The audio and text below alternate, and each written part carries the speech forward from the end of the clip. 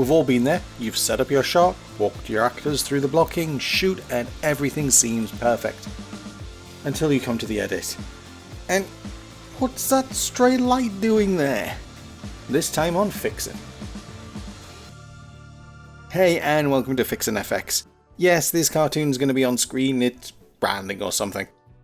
My good friend Jeff Smith of Bulldog TV reached out recently asking for my help. He was shooting a restaurant scene in an empty space and had limited time. They went in, dressed the scene, shot coverage and close-ups, and never noticed that in the zooming in wide shot, there was a light in the reflection. It happens to the best of us. So what can we do here? First thought is we could ignore it, except the waiter's head ends up right next to it. But it is a flat surface, so I'm going to break out Mocha AE and track the scene. So I'll go to Animation, Track in Boris FX Mocha. This is the included Mocha tracking. There's another version of Mocha that's got a lot more features, but that has a price tag. With Mocha applied, I'll launch it.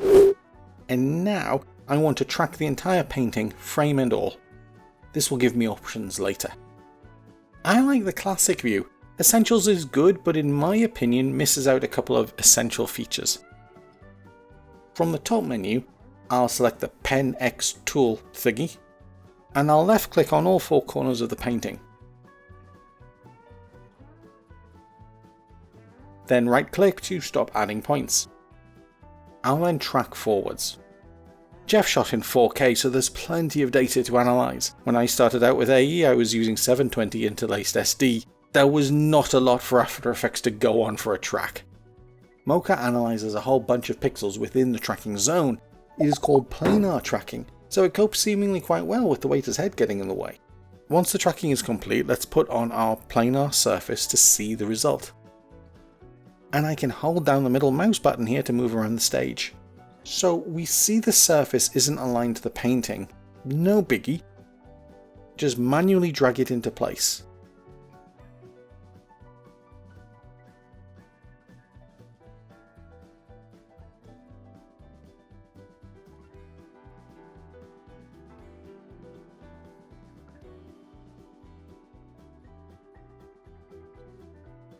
Then make sure the Automate Keyframe Insertion is on, and just scrub the timeline to see if the planar surface continues to line up.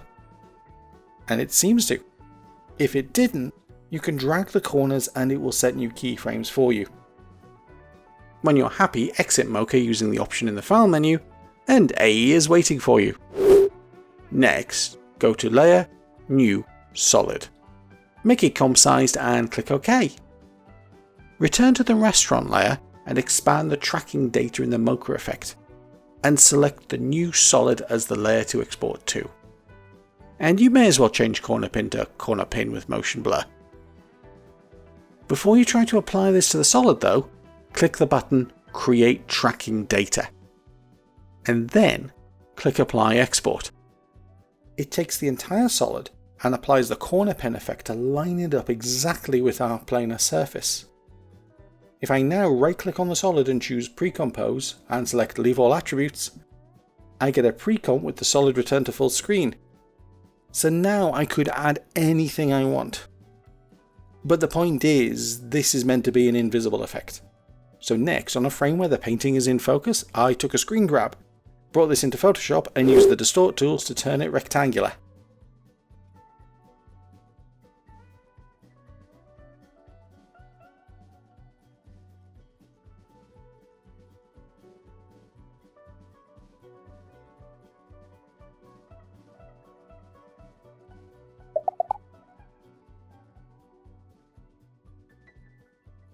I then use several content-aware fills to hide the light.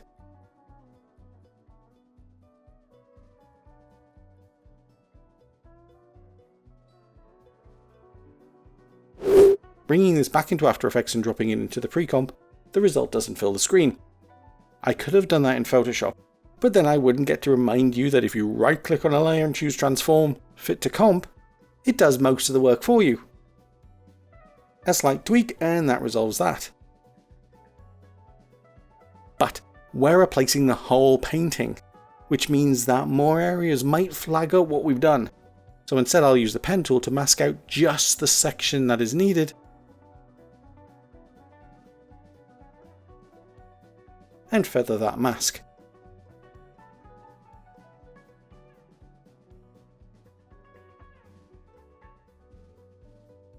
And now to deal with the waiter. I duplicated the layer and trimmed it down to just the bit needed.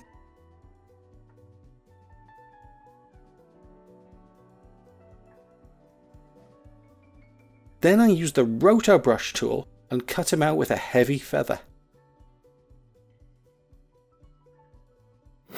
I'm skipping over the Rotobrush elements. I've covered that tool twice recently. You can check out these videos to see how to use it if you're not sure. But his reflection also covers the light, so I duplicated the layer again and this time Rotobrushed the reflection.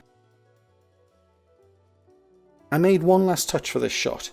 I created an adjustment layer, set it to use the painting pre-comp as its track matte, and applied the match grain effect to it. Even though it's quite small in the shot, I think it's worth adding this on. Anything to not draw the audience's eye. And that's it! Jeff has kindly let me share the footage and the final project, so you can see all the steps involved. Watching it back, I've seen it so many times that I know it's not perfect, but it's not the point of the scene, so I think I get away with it.